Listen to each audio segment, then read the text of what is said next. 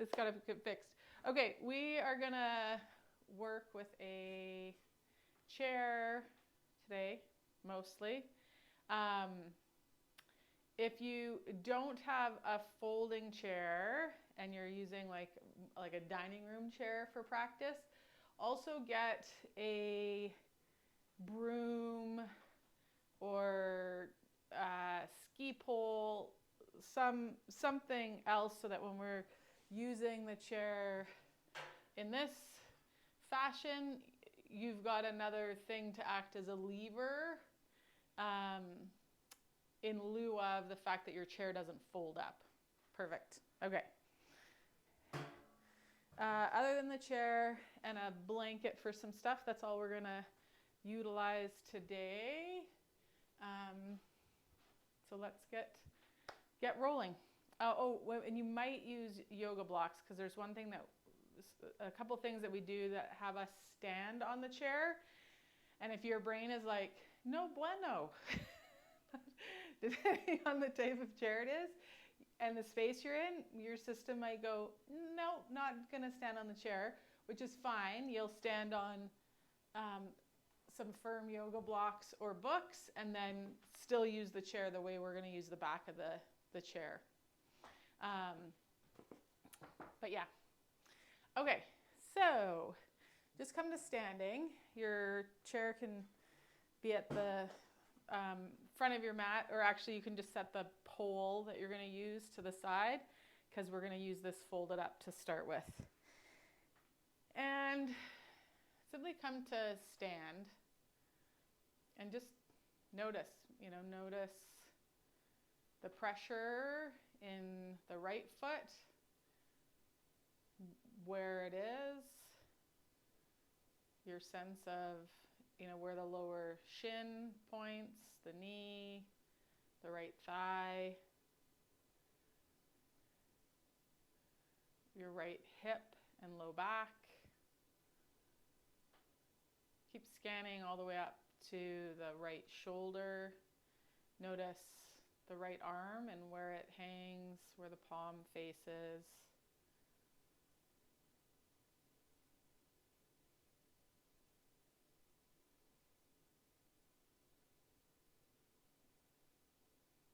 Notice the right shoulder, right side of the neck, side of the face.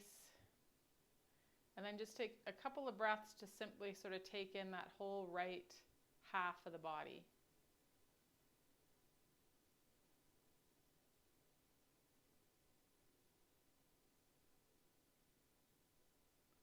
Okay, now we're going to let our attention move over to the left. And so noting the pressure in the left sole of the foot and where it makes contact on the ground.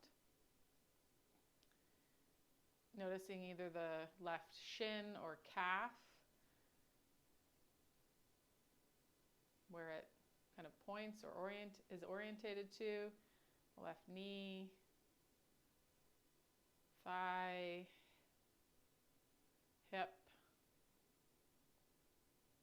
low back. Not trying to achieve anything. We're just simply noticing. Taking inventory, if you will.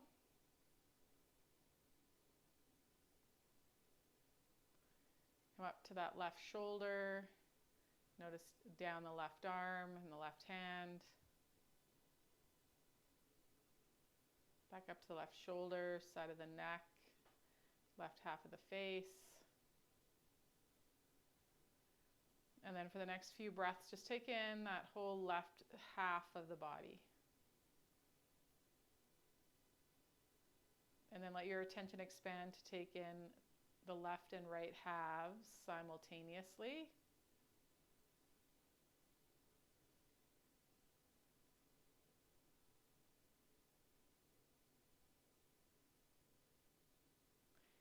And this practice of just observing, noticing, kind of taking inventory is an interesting one, because I can remember back years ago when I started, what my brain wanted to do is it made judgments about everything it noticed.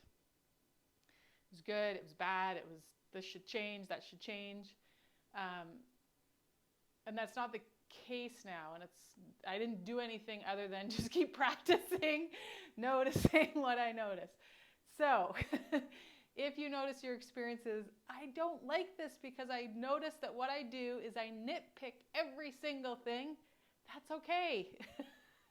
Now you get to notice that you do whatever you do in this practice, and then it changes. Okay, well, we're not trying to do anything. So we're going to take our chair, fold it up, or our broom, and we're going to bring it to the left side. So I'm going to first work with the end of my chair kind of a few, maybe 4 inches ahead of and outside my left foot. And then I'm simply going to sit down in chair pose, but let this reach back. So as I sit down into chair pose, I'm going to use the lever of the chair or the dowel that I'm using, and it reaches back. And we're just going to come in and out a few times. And notice what you notice. Okay, and then we're going to move the bottom of the chair or our dowel. If it's a dowel, you'll be able to keep it in the same place. The chair, you're going to have to put the other end. And instead of reaching back, we're going to reach it forward and sit down into that chair. And you'll notice that I haven't changed the shape that I make, but you notice how this extra joint we've given ourselves changes how it is for you to make that shape. If you're not sure, switch back to where you reach back, go between the two a couple of times, and just notice what you notice. And think like the eye doctor. Does it feel better for me to go this way with that extra joint? Does it feel better for me to go this way with this extra joint that I've created? Okay, and then we're going to switch sides. So we'll take that dowel or chair onto the other side. Same thing, just a couple times where we reach that back. And you might find that on one side, the better is one configuration. On the other side, the better is another configuration. And then switch it up to where we do the offset forward. Notice how it changes where the pressure is in your feet, which will change how your ankles, knees, and hips set up. And then do a couple more to finish with the configuration on this side that feels the best. Okay? Now we're going to take that dowel and bring it in front. So you could choose to either have the end of the stick on the ground like the chair is going to be for a second, or holding the stick kind of out like this, so then the long end of the stick is out in front, which is kind of where we'll go with the chair. This could also be like a folded up like a folded up step stool too, could work. Because sometimes having the extra weight actually it changes things for sure. Okay, so with the dowel or the chair, we're going to walk our hands down it, walk the feet out, and we're going to think of moving that out of the way as we fold forward over the legs. Okay? And then we're going to lift it up as we bring ourselves back up. So we're going to reach that out of the way as we fold forward, and then we're going to lift it up as we come up. So you might find with the dowel it works good that way, or it might work better out this way, out long. So you reach it out and then lift it up. So this is what it could look like with the chair, right? I'm going to reach that out to fold me over, and then I'm going to lift it up.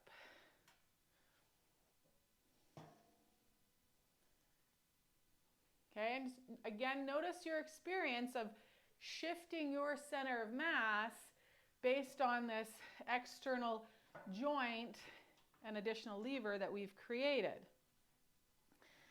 Okay, so now the dowel, which again could be this way, is going to come behind our back.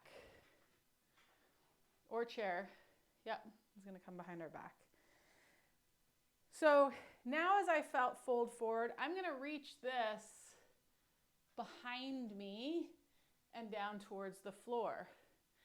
And notice, does this create and make more space for me to fold over the legs? Or does it with it in front?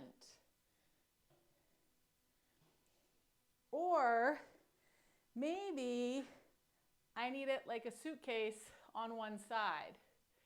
That helps me, and then it works really well behind to come up and feel like I'm able to use my legs to come back up. Maybe I try it on the other side where I come down, and I like the feel of it in front to help me feel and use my legs to come up.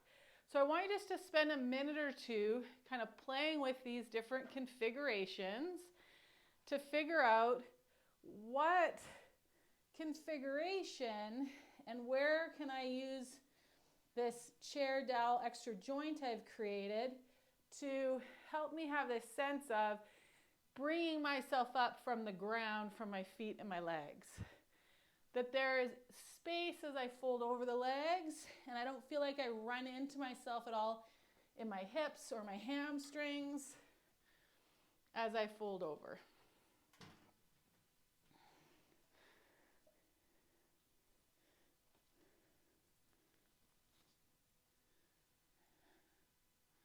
Ooh, that one was neat. I fold it over here.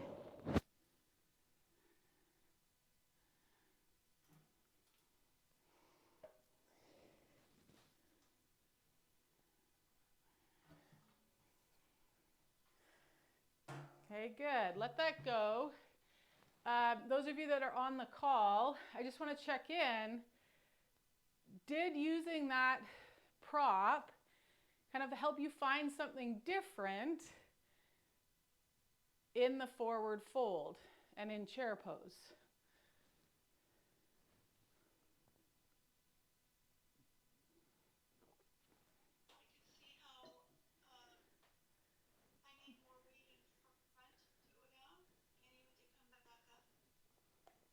Yeah. The side, like when you did the side stuff that was in front or back by the foot. Yeah, I didn't want to move it. Ah.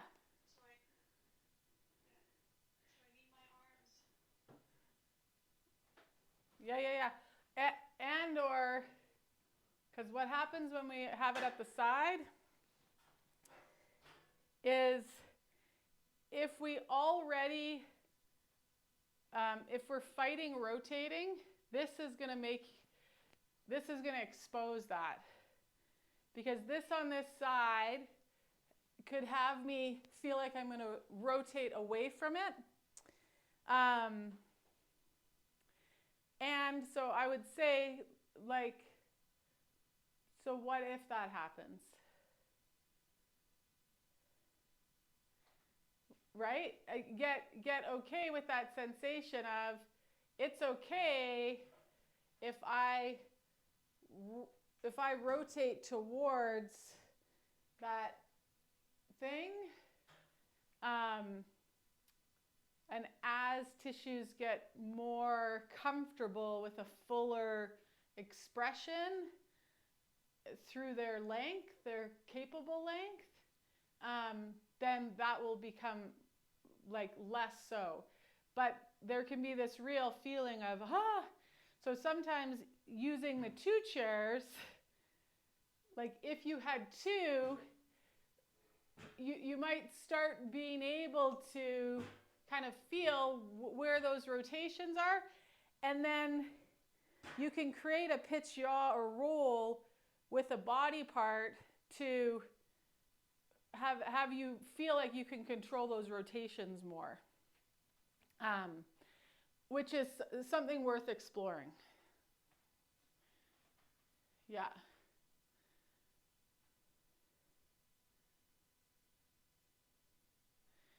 So, and then it's great too to calm the nervous system down, to keep working with that configuration that actually keeps sending the signal of, I know where I am in space. I can organize myself in space. The more and more we kind of saturate in that, the better. Okay, so we're going to open up our chair and place it on the front of the mat. But I'd encourage people to kind of play with a chair, a ski pole, something with contact on the ground, creating this additional joint, because that's basically what we've done, and contact point with the ground, that helps us better sense the shifts and change in our center of mass, which that external object can do. Okay, so we're going to stand in front of our chair, and we're just going to work through a little bit of a flow. Let's bring our hands onto that seat and walk the feet back so that we're in kind of a plank pose here, elevated plank pose on that chair. Okay, from here, what we're going to do is we're going to spin both heels, or roll both heels and legs to the right, and bring the left hand off the chair. Okay, and then you're going to spin or roll those heels back to center and spin them to the left. You could also think of bending all your toes to the right, and now we're on the left hand. And so come through center, and whether you think of it as a yaw of the legs or a yaw of the heel or bend of the toes, you're just going to go side to side here. And the next time you arrive in center, okay, we're going to bend the knees and pitch the legs back so that we come into like a downward dog on the chair. Heels don't have to come to the ground. They can, absolutely, but they don't have to. And then we're going to pitch the knees forward or to the floor and bring ourselves back into plank. And then let's step the right foot forward. So we're in a high lunge. Okay? We're going to shift our weight onto that right leg. Just let the left toes be on the floor. And that left hand and left foot are going to reach back. Okay? And then the knee, left knee and hand are going to reach forward and then reach back. And we're just going to do this reach forward and back, pitch forward and back a couple of times with that left arm and leg. And then let your torso yaw to the left. Hand can be on that chair.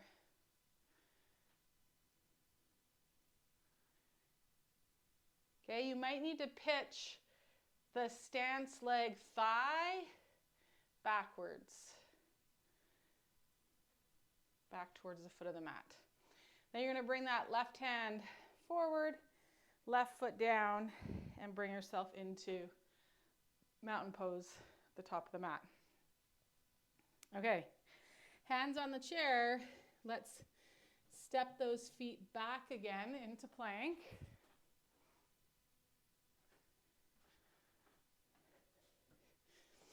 And twice each direction, spin those heels, yaw the legs, take a hand off. You don't have to get so that your, one half is stacked on the other half. We just need to unweight.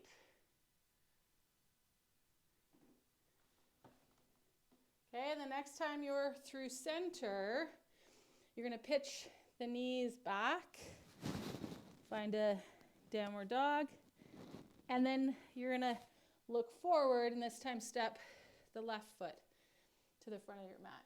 So we're in a lunge on that other side. Okay? We're going to take the right foot and just let the toes be on the floor. Reach that right hand and foot back. And then forward. So because the chair is in the way, you'll fold up that right leg. And you can have as much weight in your left hand and left leg as you want. This next time we take them both back, let's yaw the torso. So we turn towards that long end of the mat a little bit. And you might need to pitch that stance leg thigh either back down towards the ground or up towards the top of the mat, depending on whether you're standing right now on your up or your down leg. Then take that arm overhead, scoop that right leg in, and we'll come up into Tadasana. Okay, we're going to move to the middle of our mat and turn away from it. So one side of our body has the mat at the end, or the chair at the end of the mat, and the other side has just the mat. I'm going to make sure my chair is all the way on my mat so it doesn't slide. And then we're going to step a leg up onto that chair. So make sure your spacing kind of is such that it doesn't feel like you have to lean to get to that chair, because now what we are going to do is reach towards the back of the chair. The heel can come off the chair, but we want to lean our weight over that leg. Some of us might get a nice stretch into that elevated foot, groin, and hamstring, and then we're going to bring ourselves back. Maybe we take the other arm and it reaches as well. So both hands reach. That'll change kind of where we get that stretch sensation. Maybe we take that other hand and it reaches over this way. Okay, so play with what that trail arm does and how that has you experience the elevated foot and leg.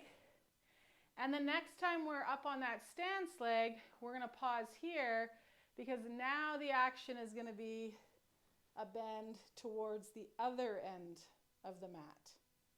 Okay, so we're going to go between these two.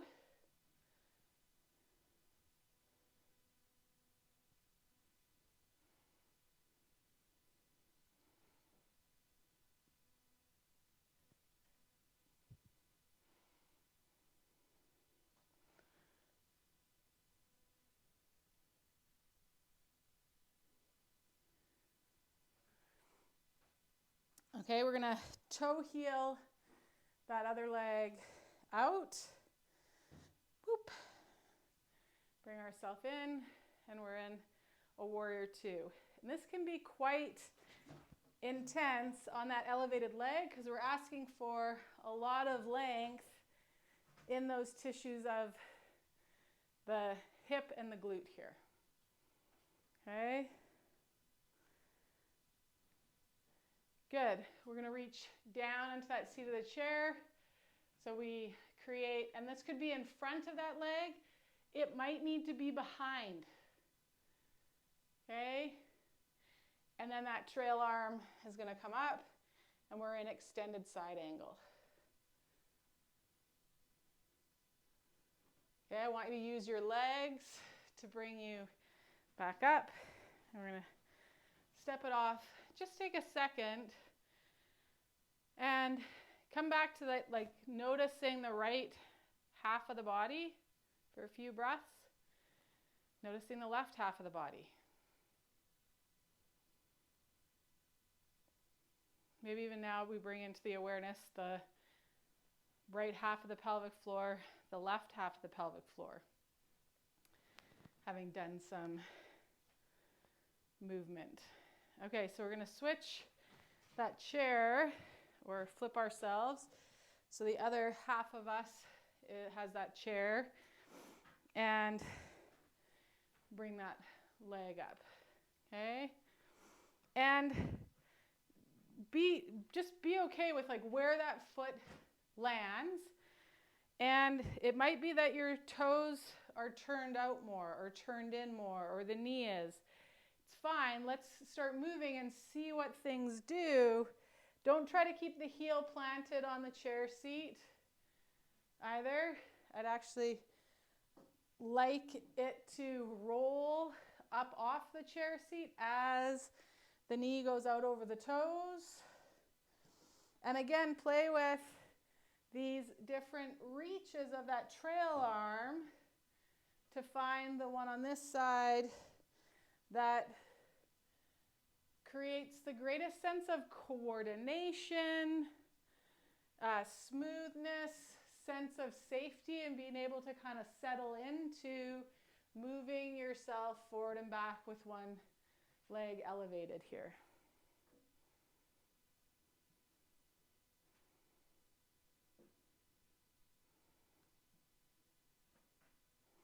Okay, the next time that we're through center, we're going to add that move of the torso the other direction over that stance leg. And so we're going to go both ways here.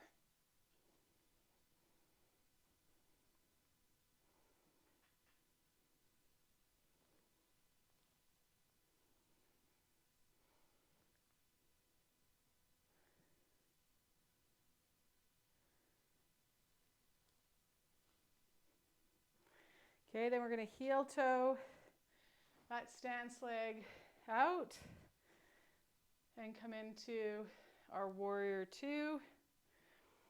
Okay, and then that front hand can either come in front to the chair seat or behind. And that top arm is going to reach up. And we've got a nice extended side angle here, that foot elevated.